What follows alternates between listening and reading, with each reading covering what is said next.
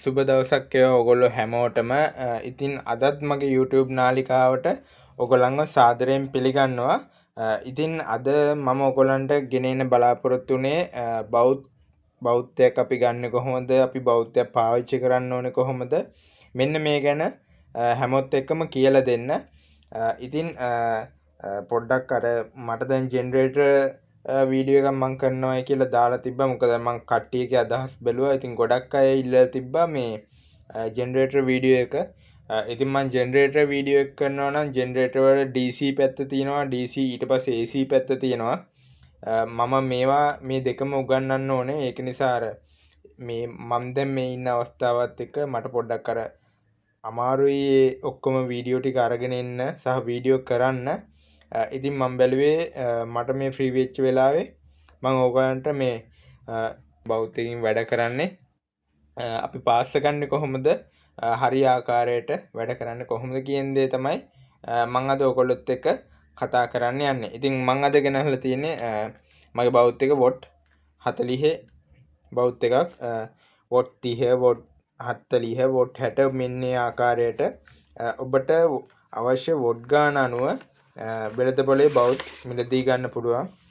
ඉතින් ඒ බෞද්ධය මිලදී ගත්තාම මෙන්න මෙතනින් තියෙනවා පාස්සන්නේ ඕනේ කොහොමද, මේ හැම දෙයක්ම මෙතනින් තියෙනවා. මෙතනින් තියෙනවා ඕගොල්ලෝ කරන්න එපා කියන දේවල් මෙන්න මේ කොටසේ තියෙනවා. ඉතින් පොඩ්ඩක් අරගත්තාම මෙන්න මේ ටික පොඩ්ඩක් කියවලා බලන්න. ඊට පස්සේ ඒගොල්ලන්ගේ තියෙනවා වොට් දැන් මේ ආයතනයේ තියෙනවා වොට් 20 25 30 40 මෙන්න මේවා තියෙනවා.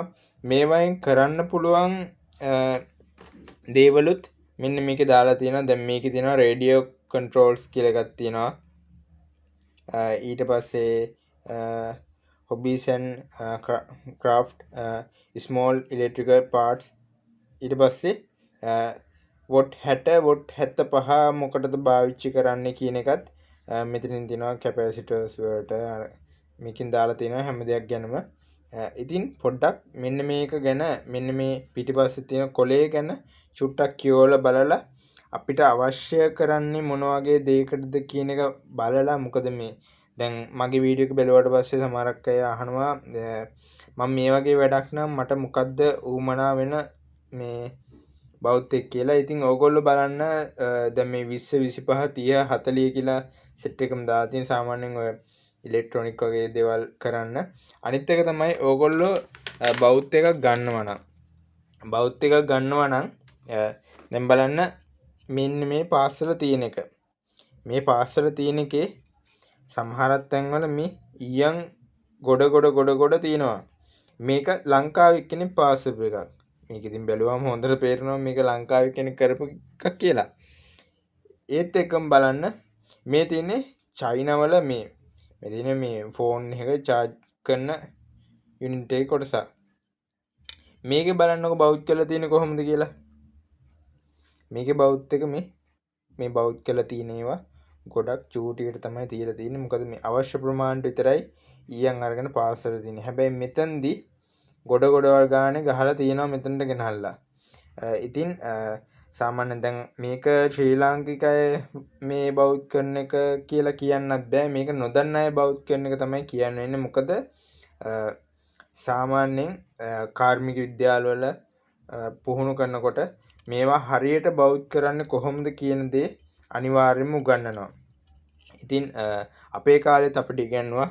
අපේ කාලේ අපිට දුන්නේ මෙන්න මේ වගේ බෝඩ් එකක්.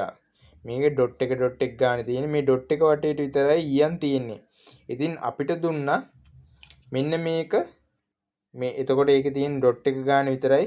මේක අපි එක තීරුවකට මෙහෙම බෞද්ධ කරගෙන යන්න ඕනේ. හැබැයි මේ තීරුවෙන් එහා පැත්තට මේ ඔයගොල්ලන්ට පේනා වගේ මේ මැද වල තියෙන්න ඕනේ. මේ බෞද්ධ කරනකොට මේ ඊයන් ටික මේක වටේට දුවන්න බෑ.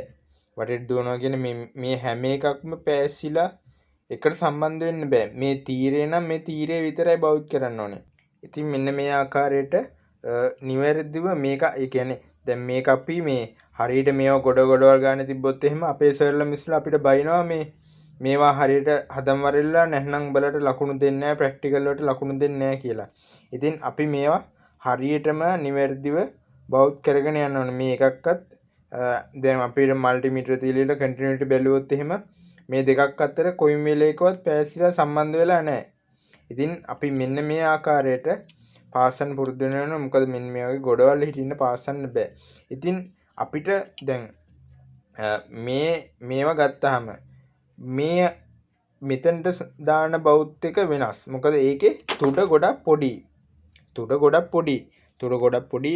දැන් අපිට දැන් මේ වගේ දෙයක් කරනවා නම් සාමාන්‍ය අපිට හීට් වෙන ඕන ප්‍රමාණය තියෙනවා. දැන් බෞද්ධ කරන්න කියලා බෞද්ධයක් ගන්න යනකොට අපි බලන්න ඕනේ ප්‍රධාන සාධක වගේක් තියෙනවා.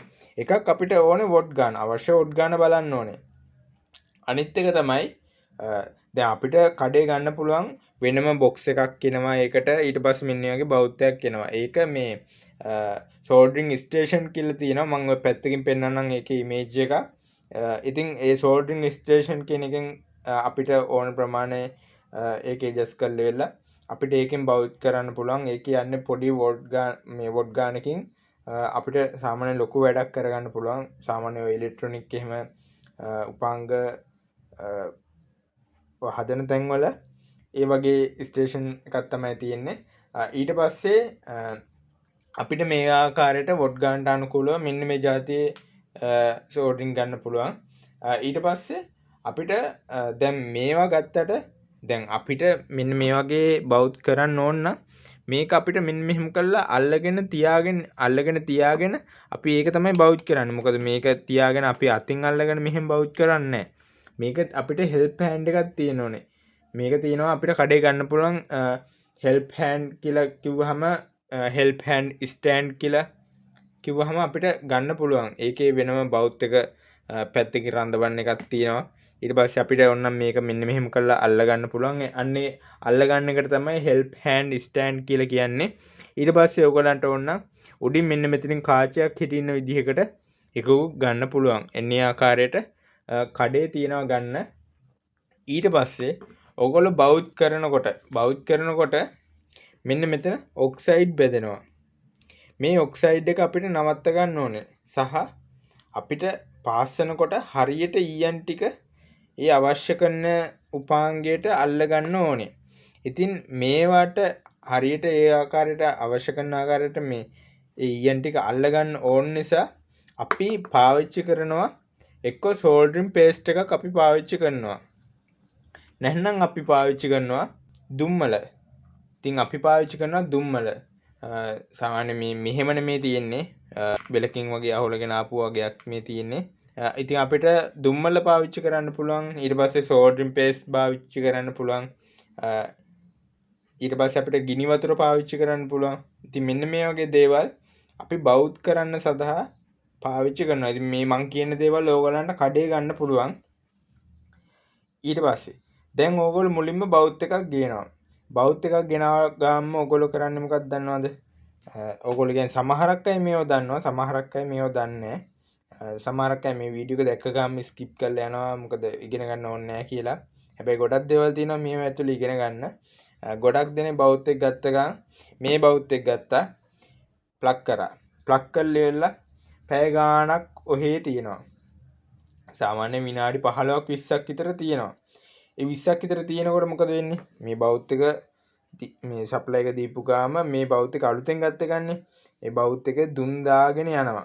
දුම් දාගෙන ගිහිල්ලා සාමාන්‍යයෙන් මෙන්න මෙතන එලිමන්ට් එක තියෙන තැන මේක පිම්බෙනවා. මේක පිම්බිච්ච ගාම මොකද වෙන්නේ? මේක පිම්බිච්ච ගාම මෙන්න මේ හරේත් සප්ලයි තියෙනවා. ඔයගලන්ට එතකොට දැන් ඕගොල්ලෝ බලන්න අලුතෙන්ම බෞද්ධයක් අරගෙන හොඳට විනාඩි 15ක් 20ක් විතර එකපාරට එක දිගටම රත් වෙන්න තියලිලා මෙතන බෞද්ධ එක්ක මේ ටෙස්ට් එකක් උනා මෙහෙම ඇල්ලුවාම ටෙස්ට් එක පත් වෙන්න පුළුවන්. හැබැයි සමහර බෞද්ධවල මෙන්න මේ ආකාරයට සිද්ධ වෙන්නේ නැහැ. මොකද දැන් ඔය සෝල්ඩරින් ස්ටේෂන් කියන ඒවල එහෙම ඒගොල්ලෝ ඔටෝ කන්ට්‍රෝල් කරනවා. ඒකෙන් වැඩිපුර ප්‍රමාණයක් යනවද? දැන් මෙයා ප්ලග් කරාම තමයි එක දිගටම යා රත් වී යනවා. ඉතින් අපිට අර ඒ වගේ දැන් අවශ්‍ය කරන වෙලාවට රත් වෙන්නේ එහෙම එකක් වොන්න අපිට කඩෙන් ගන්න පුළුවන්. සහ මේ සමහරක් බෞද්ධ වෙනවා මෙතනින් පොඩි ඇඩ්ජස්ට්මන්ට් එකක් තියෙන මෙන්න මේ ආකාරයෙන් මේ જાතියෙන් බෞද්ධ වෙනවා කඩේ ගන්න මම දැකලා තියෙනවා Facebook එකේ එහෙමත් මේ ගොඩක් අය ඒ වගේ බෞද්ධ හදලා මේ හෝම්මේඩ් කරලා විකුණන්න දාලා තියෙනවා ඉතින් ඒවා වුණත් ගන්න පුළුවන් ප්‍රශ්නයක් නැහැ ඉතින් අර ගොඩක් අර ඉලෙක්ට්‍රොනික වගේ අර ගොඩාම චූටි තැන්වල බෞද්ධ කරන්න පාවිච්චි කරනවා නම් ගොඩක් මෙන්න මේ තුඩ පිළිබඳ පොඩ්ඩක් සැලකිලිමත් වෙන්න ඕනේ මොකද තුඩ හීනි වෙන තරමට තමයි බෞද්ධ කරගන්න ලේසි අපිට ඕන ආකාරයෙන් ඊයන් ටික පාස්සගෙන ඊයන් කරගන්න ඊයන් තියාගන්න ලේසි ගොඩක්ම මෙන්න මේ තුඩ හීනි වෙන තරමට ඊට පස්සේ දැන් මම ඕගලන්ට කීකිදී මේක රත් වෙනකොට මෙතන තියෙන එලිමන්ට් එක පිම්බිලා වෙලා මේක අරහා සප්ලයි එක ගමන් කරනවා සප්ලයි ගමන් කරනකොට අපි පොළොවට ඇත් වෙලා එලා මේක මෙහෙම කරලා ගාවපු ගමන් අපිට කරන්ට් එක වදිනවා. ඉතින් කොයිම වෙලාවකවත් මේ වගේ බෞද්ධ එකක් කඩෙන් හරි අලුතෙන් ගත්තාම කෙලින්ම ගහලා ඩිරෙක්ට් එකපාර සම්බන්ධ කරන්න එපා. සාමාන්‍යයෙන් චුට්ට රත් කරන්න. පළවෙනි පාර තප්පර 30ක් විතර රත් කරනවා. ආයි ප්ලග් එක ගලවනවා. ආයි තව තප්පර 30ක් විතර රත් කරනවා. ඊට පස්සේ ආයි ප්ලග් එක ගලවනවා. ඊට පස්සේ ආයි විනාඩියක් රත් කරනවා. මෙහෙම ස්ටෙප් ටික ගිහිලා මේ බෞද්ධ එක ගානට රත් කරගන්නවා. එතකොටත් අර වගේ දුම් එනවා. හැබැයි මේ බෞද්ධ එක රත් කරන්නේ එකපාර නෙමෙයි. මෙයා හරියනකම් අපි මේක ටික තමයි මේක රත් කර යන්නේ. මොකද සමහරක් අය කෙලින්ම බෞද්ධ එක ගත්ත ගමන් බෞද්ධ එක ගිනියම් වෙන රත් කරනවා. ගිනියම් වෙන රත් කරපුවම මේ එලිමන්ට් එක පිම්බෙනවා. පිම්බුනාට පස්සේ මේ බෞද්ධ එකෙන් වැඩකුත් නැහැ. ඊට පස්සේ දිගටම මේ බෞද්ධ එක සම්බන්ධ කරාම දිගටම මේක රිපෙයාර් කරනකම්ම මේක දිගේ සප්ලයි එක ගමන් කරනවා. ඒක නිසා කොයි මේලේකවත් බෞද්ධයක් ගත්තාම එක දිගට සප්ලයි දීලා සම්බන්ධ කරලා පාවිච්චි කරන්න එපා. එහෙම පාවිච්චි කරන්න හොඳ නැහැ. ඇත්තටම හොඳ නැහැ. ටික ස්ටෙප් වලට මේ බෞද්ධ එක රත් කරන්න. දැන් ඊට පස්සේ අපි බෞද්ධ කරනකොට මේ බෞද්ධ කරාට පස්සේ මෙතන ඊයන් ටික අපිට ගන්න ඕන නම් අපිට කඩේ තියෙනවා සකර් කියලා එකක් තියෙනවා. ඒ සකර් අපිට ප්‍රෙස් කරලා එළියට දැම්මම ඒකෙන් ඒ ඊයන් ටික ගැලවිලා එනවා. ඉතින් මම ඒ ගලවලා මේ ඊයන් අදින සකර් එක මම මේ වීඩියෝ එකේ අන්තිමටම පෙන්නන්නම්. දැන් මගේ බෞද්ධ එක හොඳට රත් වීගෙන එනවා.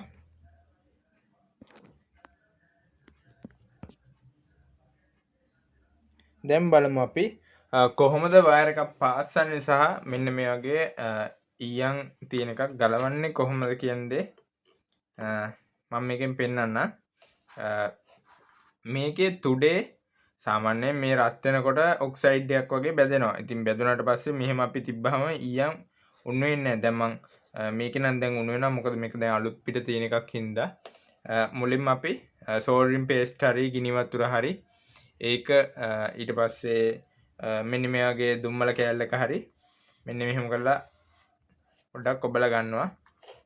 ඊට පස්සේ අරගෙන අපිට දැන් ගලවන්න ඕනේ මෙන්න මේක නම්. මෙතන මෙන්න මේ කෑල්ල නම් අපිට ගලවන්න ඕනේ. අපි මෙන්න මෙහෙම කරලා තිබ්බට හරියනවද? සාමාන්‍යයෙන් බෞද්ධ එකක් නම් එන්න එහෙම රත් වෙලා ගැලවෙනවා. දැන් හිතමු අපිට මේ CFL බල්බ් එක උඩ තියෙනවා වයර් එක සම්බන්ධ කරපු අග්‍ර දෙක තියෙනවා. ඒක තියෙන ඊයන් වලින්. අපිට එකපාරට මෙහෙම බෞද්ධ එක තිබ්බයි කියලා ඒක රත් වෙලා ඒක උණු වෙන්නේ නැහැ. ඒක නිසා අපිට සිද්ධ වෙනවා මේකට ඊයන් චුට්ටක් මෙන්න මෙහෙම තියාගන්න. ඊයන් චුට්ටක ද්‍රාවණයක් තිබ්බ ගාම මෙන්න මේ කෑල්ල උණු වෙනවා. රත් වුණාම මේ ඔයගලන්ට බලා ගන්න පුළුවන් මේ ඊයන් ටික ඔක්කොම අයින් වුණා.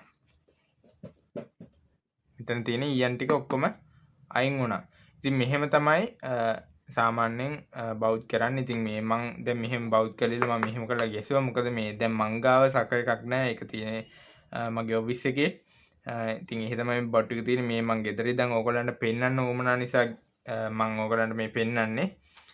ඊට පස්සේ අපි වයර් එකක් එහෙම බෞද්ධ කරනවා නම් මම මෙන්න වගේ චූටි වයර් එකක් අරගත්තා. මං බෞද්ධ කරන හැටි පෙන්වන්න මේ මගේ වයර් වීඩියෝ වල මම PDF එකකුත් දාලා තියෙනවා එන ජොයින්ට් සහ ඒවා බෞද්ධ කරන හැටි. ඉතින් මම මේකෙන් බලාපොරොත්තු වෙන්නේ ඕගලන්ට පෙන්වන්න කොහොමද බෞද්ධ කරන්න කියලා මෙන්න මේ වගේ වයර් එකක්.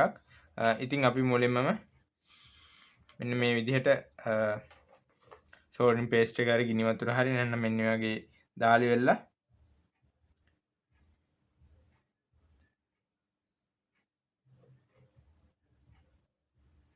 මෙන්න එහෙම තියාගෙන ඇහිලා ඊට පස්සේ අපේ ප්‍රමාණයට ආපු ගාම මෙන්න එහෙම ගහනවා.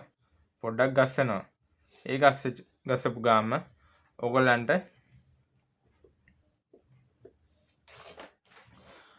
නියම නිමාවකින් යුක්තව බෞද්ධ වෙලා තියෙනවා පේනවා.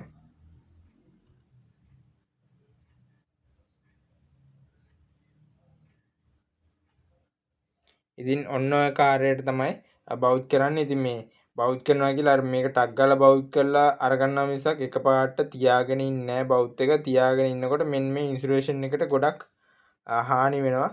ඒක නිසා අපි බෞද්ධ කරනකොට මේක ටක් ගාලා මෙන්න එහෙම කරලා බෞද්ධ කරා ඒක ගැසුවා නම් ගැසුවා. මොකද මේවා ගෙඩි හිටින් තියන්න එපා කොයිම තැනකවත්. ඉතින් මේක තමයි මගේ බෞද්ධ කරන වීඩියෝ එක. ඉතින් මම හිතනවා ඔයගලන්ට සමහරක් දේවල් ඉගෙන ගන්න පුළුවන් වුණා කියලා. මොකද සමහරක් දේවල් නම් තියෙන්නේ අපි දන්න දේවල්, ෆීල්ඩ් එකේ තියෙන දේවල්. ඒතර නොදන්න පැත්තකුත් තියෙන හින්දා මොකද දැන් මේ මම අර කලින් පෙන්නුවා වගේ මෙන්න මේ වගේ මෙන්න වගේ ලයිට් එහෙම අපේ අය මුදල් හොයාගන්න බෞද්ධ කරනවා. ඉතින් මේවා බෞද්ධ කරන්නේ කොහොමද කියන දේ තමයි මම ඕගලන්ට පෙන්නුවේ. ඉතින් ඒවා බෞද්ධ කරනකොට දැන් මේ වුණා බෞද්ධ කරනකොට චූටි බිඳුවක් තියාගත්තා නම් ඇති. ඊට පස්සේ තියලා මේ මෙච්චරක් මේ එළියට පැනලා තියෙන කම්බි කෑල්ලේ පොඩ්ඩක් අයින් කරගන්න පුළුවන්.